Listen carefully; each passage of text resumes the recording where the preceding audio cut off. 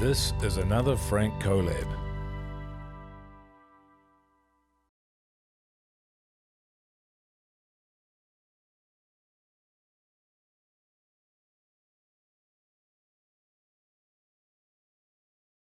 The more I told my story, more men would come forward. If you say anyone about family violence, straight away people go, male assaults, female. We'd been playing hide and seek, all our similar age group from school and that. And then this older guy came along to play. For whatever reason, he targeted me and just said, oh, look, I got the best hiding place for you. Has that impacted you raising your kids? Society says that children are best left with mum. 2 years together and then you get married. Any red flags? She came in behind me and smashed the bottle over my face. By all accounts, I had no reason to think there was anything wrong at that point. As a man, where do you go when society just tells you to harden up? You know, people say in family violence, oh, just get out. Like, why don't they just leave? People have no idea what the layers are. Wrapped a bike tube around my neck and decided that was going to be it and just stepped off. In that moment, all I heard was, your daughters need their father in their life. And unfortunately, there are many that don't get to see the other side of darkness. They don't get to stand up again. And I hold that very close to my heart. That kind of motivates me to carry on doing what I do.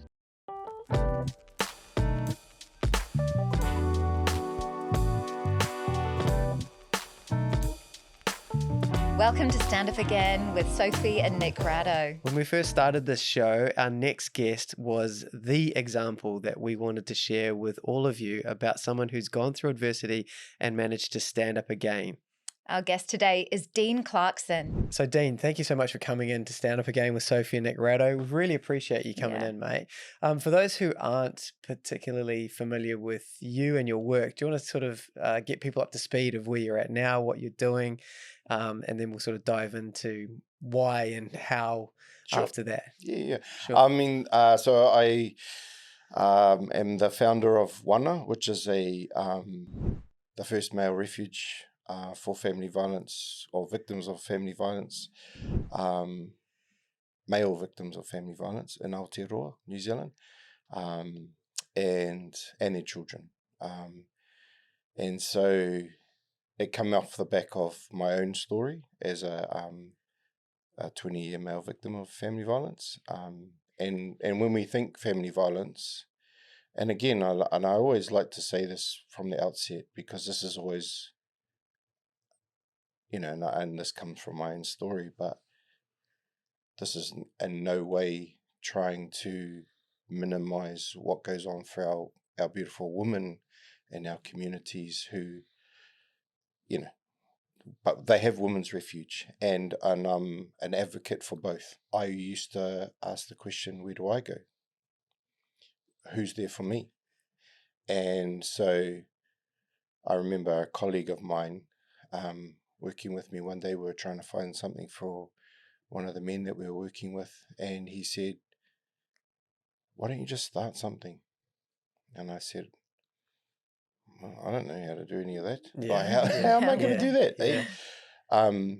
And I thought, no, I need to do something, because the more I told my story, more men would come forward. And today it's still continuing to evolve. And I call it the invisible side of family violence. If you say anyone about family violence, straight away people go, male assaults, female. That's not always the case. I said to my wife, I've got this idea. Want to start this thing. Yeah. And she's always been a supporter, but she knew that I was always going to serve, and then I spotted a property. So I did it all about back to front, and there was a for sale sign which drew me to it, and I went, oh, that's it. And away we went, and we went back and forth until we landed it. I didn't even have a charitable trust at that point, and so I started that process, and then just reached out to people that I knew, a lawyer. How do you start a mate of mine? He goes, oh, you got to do this, and so went through this, fumbled my way through really, but with people that believed in the kaupapa, So this was 2 years ago? 2 years, July 12th, 2024. So you just had an anniversary. Yes, Yeah. I did just have an anniversary. That would have felt amazing. The significance of the date is even, is special, so special to me on many levels, because the day that we opened the door was 12 years to the day that I walked out, knowing my beautiful daughters were going to come home and Papa wasn't going to be there. Because that was a hard day it's the hardest day of my life, walking out. Because I thought I had to go without my children. Right. Because that's what society says. Society says that children are best left with mum. Mm. And I argue that, but that's what society tells us. And so that was really, that was really hard for me to do that, because my daughters were are everything to me. They, Should we do some time travel now? You can do some time travel. Will we go back to where your story starts then do you want to tell us where your story begins, Dean? And that can go as far back or... It can go way back. I mean, to the day you were born. Yeah, I know. I always start my story when I speak as and I put up a photo. Yeah. And, it started back in 2nd of March, 1975, actually, weighing in at 10 pounds 7. No. Oh, yes. Healthy boy. Yeah, very, just not far from here. But yeah, I grew up in a, beautiful family, and my mum and my dad, and then my sister came 2 years later. It was those days where the neighborhood kind of raised you, like there were no 6-foot fences when I grew up, and you'd just run across everyone's neighborhood, like, oh, there's bloody Dean, and blah, blah, blah. Yeah. But that was cool. But, that's kind of where a lot of stuff of introduction to violence for me started as a young boy.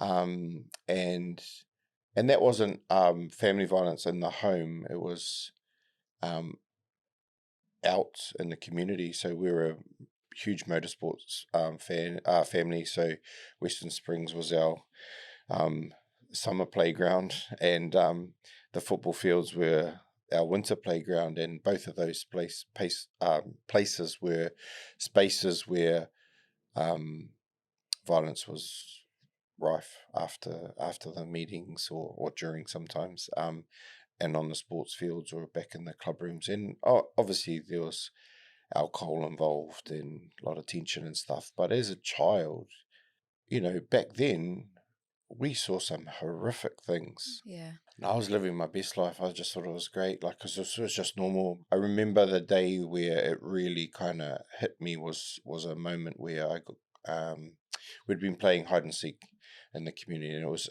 in Avondale. So we all our similar age group from school and that in the neighborhood, we'd all were playing, and then this older guy came along to play, and he said, "Oh, can I come and play?" And everyone was like, "Yeah, that's cool." And I've got this big kid come and play with us, and we're like, "Yeah." And he, for whatever reason, he targeted me and just said, "Oh, look, I got the best hiding place for you," which I know was just this 5-year-old boy going, "Yeah, where can I go?" And he said, "Oh, down the back of your house, there's these bushes, and you can hide in there and behind the harakeke bushes.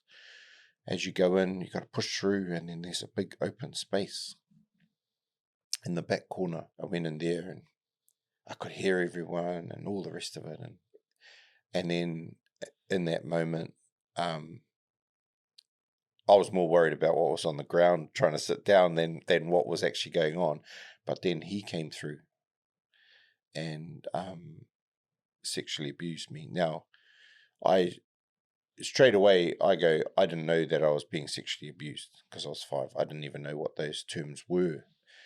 But I always call it my puku reira and my gut feeling, and I knew something wasn't right at that moment. And so for me, right then, I was like, what do I do with this? And he gave the spiel that all abusers give, don't tell anyone. If you tell anyone, blah, blah, blah, these things will happen. And so I just kept shoving it down and I shoved it down and carried on. But I never ever forgot that moment. So yeah, that was the first time where I felt something really different. Like the violent stuff was kind of happening around, and we became desensitized. But this was something different to carry. Then it was a bit more invasive. It was a bit more because it was personal. It was and I didn't know why. I still to this day don't know why, but it happened, and that's that was the first kind of real moment of wow. And when I tell my story publicly, I put this little photo of my first day at school, and I ask people to say, "What do you see when you look at that picture?" And they go, "Innocence, blah blah blah." And I say, "Handsome." But they go through all of these different words they throw out to me, and then I tell the story. And so that is the boy that was, abused. And you go, you don't realize, you don't think about that person right there. But when you look at that, you go, no way. But for me, I was like, if I've got this older man telling me that all these things are going to happen to this innocent young guy, I didn't know anything like that. I didn't even know what the word sex was at 5 years old. I had, so that was kind of why, for me, I think, when I think about it now, I go, yeah. And so was that the only time that happened to you during your childhood? No. It happened again? Yeah. The same? No, never again from him. I don't think I really ever saw him again. We moved from there out to South Auckland, and we lived in Manarewa, and we, as part of moving, you connect with new families and stuff, and then there was a family that connected with us, and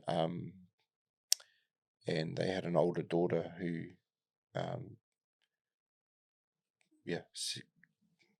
sexually abused me for 2 years. It was really interesting too, because as I reflect, again, not told anyone. I was so fearful of that, fearful of my dad. I mean, at the end of the day, if I had told my mum and dad, he's a fierce, beautiful man. When I say fierce, he's so protective of the people he loves. And me and my dad have had our journey together, but he's a hugely protective man. And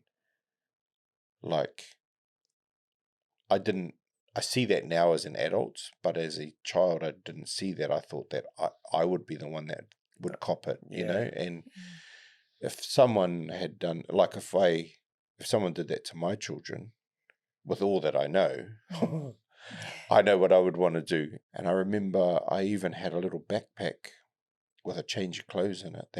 And I had the manhole in our house, and it was in my wardrobe. And I had that little bag of clothes in my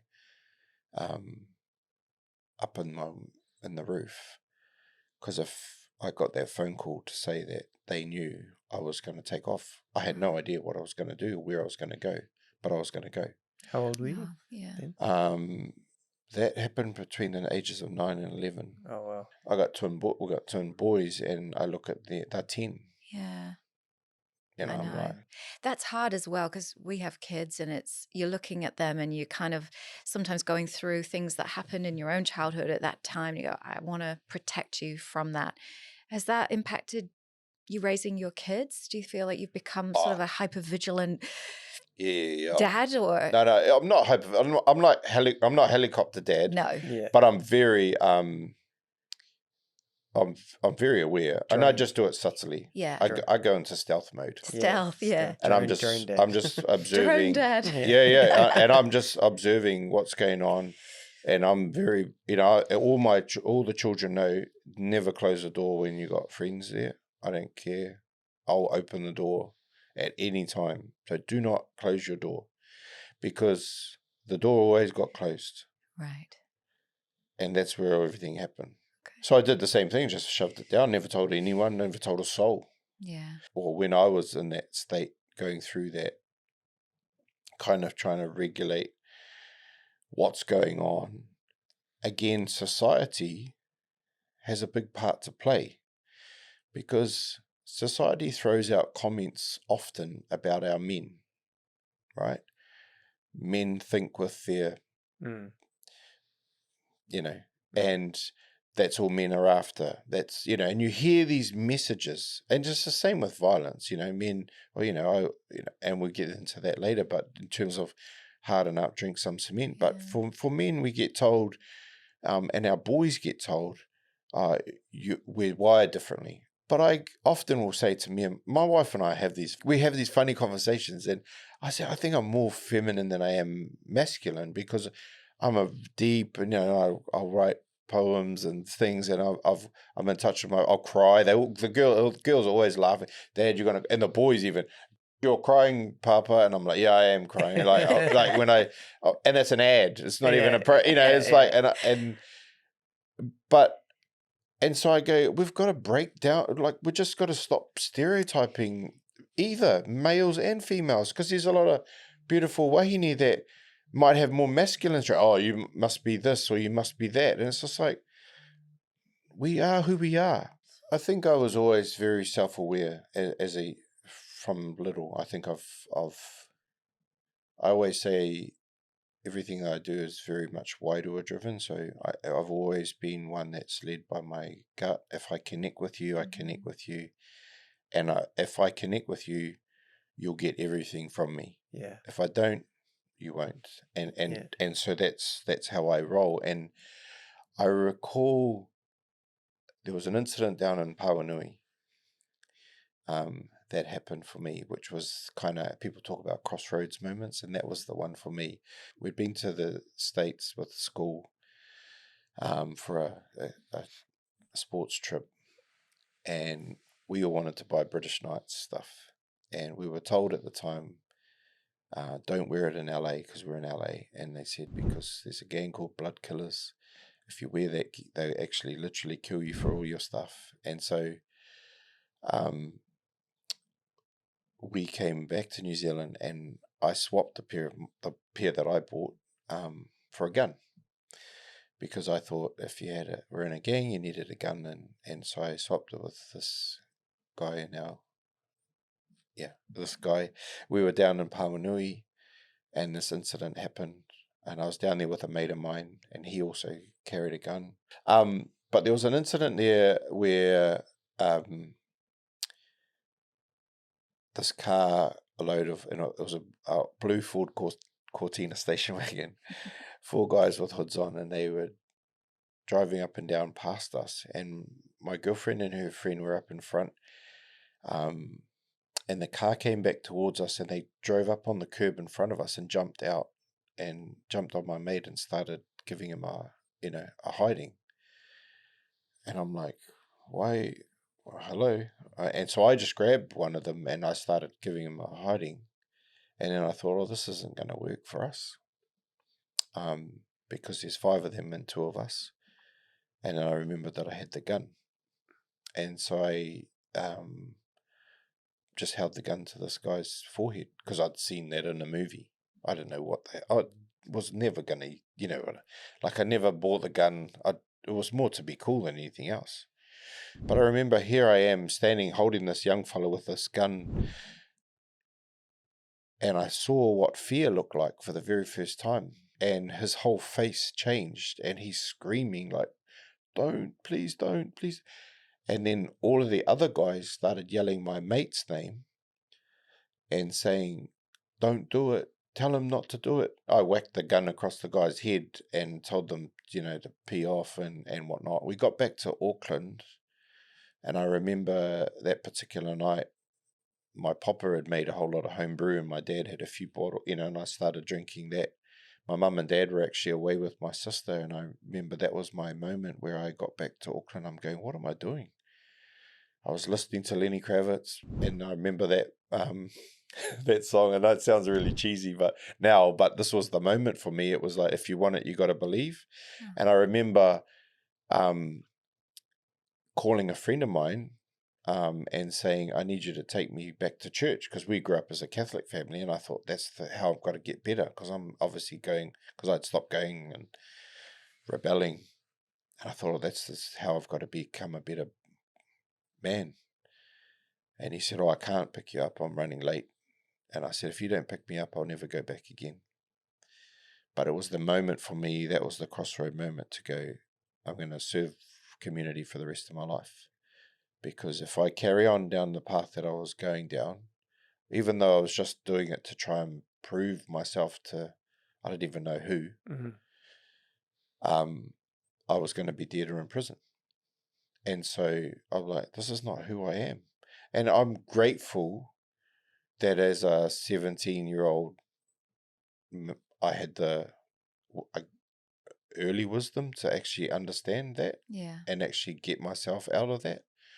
And that started the journey of me exploring what that would be like. And so I've worked in community ever since. But I knew I needed to, and it started just in the local church youth group, and just trying to get involved and having arguments with the priests all the time about societal stuff. And I'm going, no, but they were, to their credit, a lot of them were really good. We had some really good, robust conversations about, how to serve in community and stuff. And again, I don't know, I've always been very passionate about stuff like that, and was never afraid to speak when I'm passionate about something, and debate it. And so that was the journey, I guess. I just wanted to serve, and it started with youth, obviously, because that was kind of where I was at. So served in youth for many, many years. So how old were you when you met your first wife? 18. 18. Yeah, it wasn't long. Yeah, 18, and because we were married at 20. Yeah. 2 years together, and then you get married. Any red flags that you were into? On reflection. On reflection. I mean, I was, just a young, not seeing a lot. I'd heard arguments and stuff between my own parents. So I didn't have anything really to compare it to. But there was some moments that happened when I was in my flat, and I remember a particular moment where some car keys got thrown at me, and I remember just moving, kind of giggling, because I was a little bit cheeky like that, and I was like, oh, kind of missed, which didn't actually help. But I remember putting a hole in the wall, and at the flat, and I was like, oh, and then kind of didn't think much more of that. But then when we got married, it started to, they just started to snowball. So the ironing board got thrown, and the iron followed it, and it was never physical at that point. In the early part, it was all like the intimidation factor, and so it was slamming the tables, or slamming the doors, or it would be words that were spoken, and like I would push back sometimes, and I would be sarcastic back, because that was my defense, because I didn't know what else to do at the time. These incidents would happen without any, any reason. And so, I didn't help the situation, and I realized that sometimes when I was smart and whatnot, but it got worse, and over time, and it got bigger and bigger, and then there were other stuff that happened in our relationship, and then we actually moved out of Auckland to try and save our marriage, and that's where alcohol became my medicine. Right. Okay. I think it was 2011 was the worst period. Do you want to speak to that? And then we can chat to the relationship with your father-in-law as well over that time, potentially too. Yeah, sure. 2011, the reason I talk about that was that's when I found myself in the Pack and Save car park in Mangere, covered in blood, blood pouring out of my mouth, sitting in amongst the flax bushes in the car park. My phone going off with a whole lot of abusive texts after an incident that had happened at home, and to this day I have no idea why, but I had been just playing darts with my neighbour, I'd put my daughters to bed. She had been at a meeting or been out somewhere and come home, said she was going to have a bath and go to bed, and she'd done that. And by all accounts, I had no reason to think there was anything wrong. And she came in behind me and smashed the bottle over my face. And yeah, I jumped up, I hopped on grabbed my push bike, and I took off. And my neighbour heard everything and came out, and he asked me, everything, and I just didn't want to speak to anybody. I was just in shorts and a t-shirt, and I ended up in so that's 2011.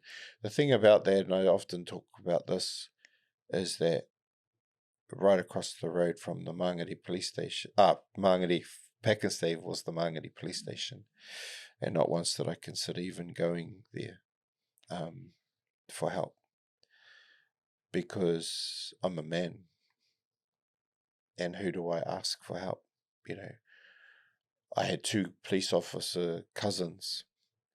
One particular day, I had reached, kind of spoken of what had been going on to one of them, and he said, "Oh, you're big enough to handle it."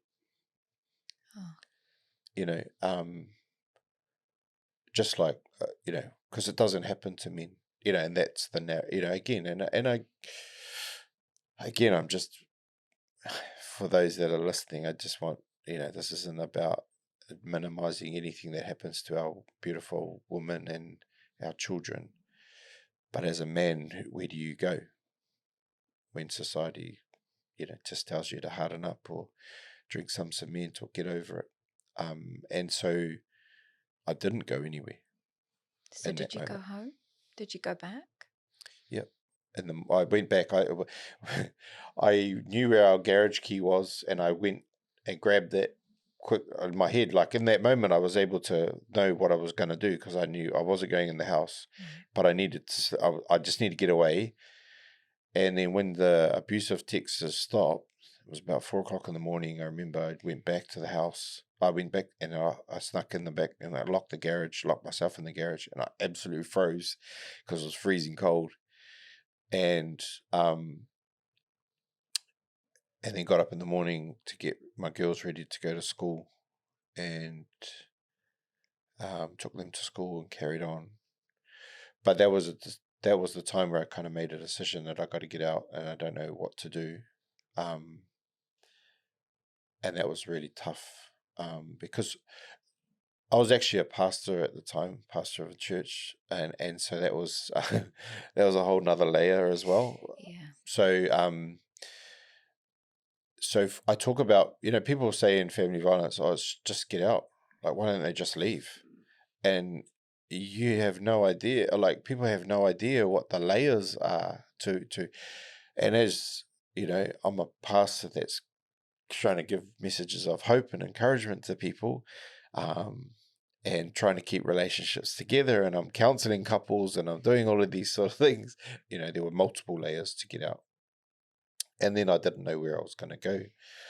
I'm lucky when I did go, I ended up going to my parents, but for me, I couldn't go at that moment. And it wasn't until what happened was we actually went back down to the Wairarapa to my father-in-law's. We had missed his 60th, so we went down to celebrate with him, and they were at their caravan in Castle Point. And I remember when we pulled up, the first thing he said to me, because I still had scars and stuff, and he goes, "Oh, what happened to you? Did she give you the bash?" And those are, again, it's a throwaway comment that I heard so many times. If someone has a scratch or a thing, "Oh, what happened? Did the missus give you the bash, bro?" It's just like normalized, funny conversation thing that people throw out there. Mm-hmm. And he actually saw my reaction, and he went, "Oh, okay." And then he just said, "Dean and I are going to go get dinner. We'll be back." So he said, "Look after the girls." So we shot down to the Castle Point Tavern. We got fish and chips. He said, "Go and get 4 big pots of beer." and I went and got 4 big bottles of the beer next door, came back into the car, we went back up to the caravan, dropped off the dinner, and he says, I'm taking Dean for a drive, I'll be back. And he took me for this drive, and he just said to me, you need to leave. Yeah, when you've made a decision, and often you do hear that in its timing, it's kind of getting your ducks in a row or finances or an escape plan. And I'm thinking back to you as that 9 to 11-year-old with the backpack ready to go. You had that mentality. You just had to wait for that official moment you could leave. Yeah, I mean, I think for me, there's a step prior to that, which was where I didn't, like I thought I couldn't get out. Right. And I couldn't take it anymore. And I got up as I normally did, and I got the girls breakfast, and then I said, come on, girls, we're going to go for our drive. Leave Mum to sleep. And we headed off and did my normal little routine with them, bought them a little tropical Just Juice and a little Chubba Chub and a packet of chips. And we used to drive up all the different maunga when you could drive up in Auckland, and go around all of them. And I came back from that drive and set them up in front of the TV. I think it was Dora the Explorer or something. At the time, just hugged them and told them how much I loved them. And then I went into the garage and wrapped a bike tube around my neck and decided that that was going to be it. And just stepped off, and in that moment, all I heard was, and I don't, it sounded like an audible voice in my head, but it was just like, your daughters need their father in their life. And so I did everything I could to get myself free. And then that's when I made contact with a counsellor. And she also said to me, if you don't leave, she's going to kill you. She was amazing, and she said, I will come with you if you need to get your stuff out, to navigate that. Where are you going to go? What was your plan? And so she created a plan, and I was able to do it myself. But yeah, then I just went. Then I'm like, oh, what about my daughters? Everyone says, oh, why did you leave the girls behind? And my ex never touched the girls. Like she never, they've had their moments of yelling and screaming and whatnot, but never ever once, touched my daughter. So I always believed that they would be safe there.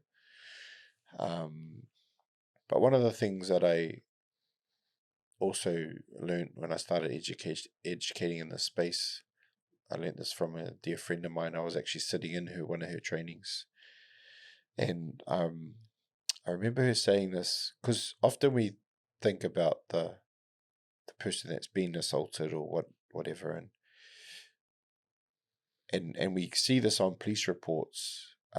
Children were fine, children looked okay, and seemed fine is often the words they use. And I remember her saying, because often children get put in the bedroom when stuff happens, but I finally got into my own place, and the girls would come, and I remember putting them to bed one night, and my little one saying to me, Papa, do you remember that? And she described an incident that had happened at home. And I always thought, because she was the youngest, I thought she would never have remembered. And I said, I do remember that. Like it was clear as day, I remembered it. And I said, that's why Papa had to leave. I never ever wanted you to grow up in that environment ever again. And I walked out of the room and burst into tears, because it just broke me to know that that memory had stuck with her. And I think about all our babies out there that, they seem fine, but actually, they're picking up on everything, aren't they? Totally. Even just the smaller details they're picking up on. 100%. Yeah. And that was tough to handle. but yeah, I just kept fighting, and I kept going to therapy. I kept seeing my counselor. She just kept speaking life into me, and there were days where I couldn't afford to go, but she said, you need to come anyway. And some weeks it was see her twice a week, and so it was just being consistent with that, and allowing myself space to heal. And I remember it was a particular it was a Tuesday. I'd been with her Tuesday morning, and then she just basically ended the session and said, "Oh, you're ready now." And I said, "Oh, okay. What does that mean?" And she said, "I know you're ready to meet someone." I said, "Oh." I said, "No, what sort of therapy are we doing here?" I said, "I'm not," and she said, "No, you're ready to, and you're gonna, she's gonna walk in the room, you're gonna know straight away it's her." And I'm like, "You're nuts." Like, I mean, the thing about my counselor, she still is my counselor today. I refer so many people to her now. Yeah. She does have this ability to see stuff that people can't see. And she was able to see that. And she said, "Oh, she's Māori, she's this, she's about this height." And I'm like, "Oh, shut up, man. You sound like a freak." Yeah. And I left that youth trust that I was working for. And it was my farewell on the Thursday. It was the Thursday before the Waitangi weekend. It was a Friday, it was Waitangi. 5th of February. Yeah. And so we went into Ponsonby. I forget what it was called now, but it was just, but because I saw that it had dartboard, and I like darts, and I was like, "Oh yeah, let's go there." Yeah. But they were just for show. There was no darts being played. And I was just like, "Oh, it's just like, an art piece." It was an art piece. So I was like, very Ponsonby Road. Yeah, I know. I was like, "Bang!" Like, I went in there to Ponsonby. "Oh yeah, they play darts at Ponsonby." No, they don't. So I went in, and typical, always, you go into these things, and then we'll go get dressed, and then we'll come in, and then everyone's like, "Oh, sorry, I can't come. I got to stay with the kids." Oh, yeah, okay. Mm-hmm. But just one of me and my mates went in there, and so he's there, and we're both sitting facing out to the road. It's only a tiny little bar, and then the door opened.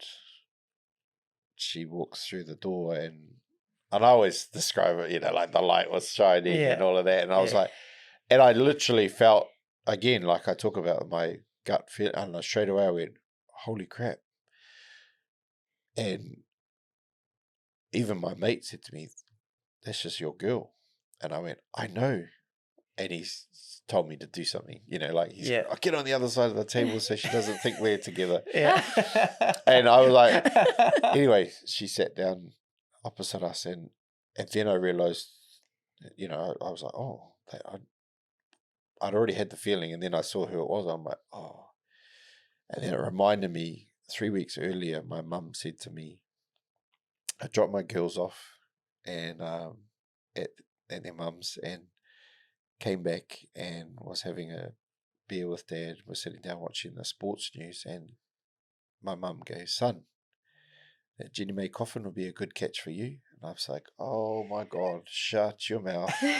And she goes, "No, I'm serious, son. I read it in the Women's Weekly." I was like, oh. I said, "How the hell am I going to meet somebody like that? Don't be stupid." Dad and I were just laughing. We just carried on drinking our beer. And then Jenny-May sitting right opposite me. And I'm kind of like, keep kind of looking behind me. And there was nothing behind me, but I just wanted to kind of look at it, keep looking at her, and I didn't know what the hell to do. Anyway, she's a bit more confident than I was, and so she just leans over with her beer and said, "Cheers." And I went, I looked at my glass, it was empty, and I'm like, "Oh, cheers." And she goes, "Best you go and fill that up." And that was it. We just talked till the sun came up. Really? Oh my gosh. And she had felt exactly the same thing walking through the door when she saw me. But she's been a superstar for me. I always said, my girls would often ask the question, are you ever going to get another girlfriend, Dad? And I said, oh, not unless they can love you like I love you. And she's done that and more. You know, she's just been absolute amazing to my daughters. Yeah. And I remember at our wedding, my oldest wrote a little, they both did these little speeches, and the eldest called her mum without the step, and it was just she's just been beautiful, and she was a real advocate to help us get shared care. So it was Monday to Monday then, and it's just gone from strength to strength, and now we've got twin boys in the mix to add to the. But they absolutely adore their sisters, and their sisters absolutely adore their brothers, and it's just absolutely beautiful. Like, it's just been It's hard to look back and go, that was that. But I look at our life now, and last night we just had a beautiful night as a family, and just the way we all connect in now, and I think it's just beautiful. Like, just so grateful that I often will be grateful when I wake up and I go, 2012, I could have been dead. I couldn't have what I do now, this beautiful family that I have right now. If I'd have done, and unfortunately there are many that don't get to see the other side of darkness. They don't get to stand up again, and I hold that very close to my heart, and that kind of motivates me to carry on doing what I do, that I can encourage others to continue to stand up, out of the dark.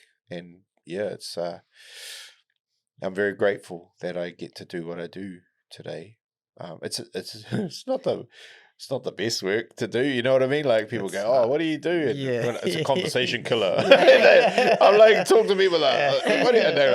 Oh, okay. Did you watch the game last night? They wonder. Hey, I'm like, oh, what else do I say? I got to come up with some other story. But so that's. Yeah. I feel so touched hearing your story, and I feel no better person to do the work that you're doing now to help others who are going through something similar.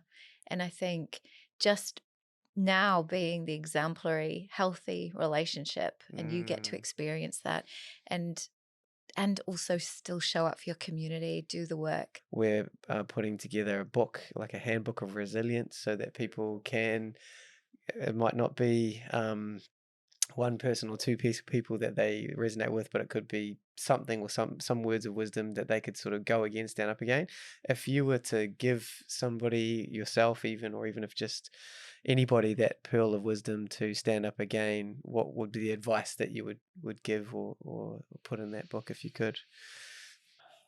I think for me, I always say to people, we have two choices in life. We either speak life into people, or we speak death. And that's as simple. Like, when you break it all down, you're either uplifting or you're tearing down. But we do it to ourselves.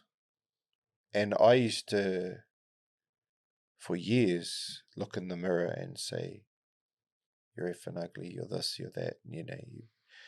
And I would speak death over myself all the time. And when you're going through it, it's more likely that you're going to speak death. So we often talk about enhancing one another's mana to help people stand in their mana again. And so for me, is actually to look yourself in the mirror and say, I am okay, I am enough, and I will stand again. That's all I would say. Speak life into yourself, because in our tall poppy society, people don't like to speak life into people. We like to see someone rising, we go, oh, let's quickly tear them down because they're going to get too cocky. And so for me, it's just like, learn to speak life into yourself. Because if no one else does, at least you are. And that's all that matters. That's my thoughts. Yeah. Beautiful. Thank you, Dean. Thanks for coming on today. No, it's been wonderful. Thanks for having me. Really appreciate it.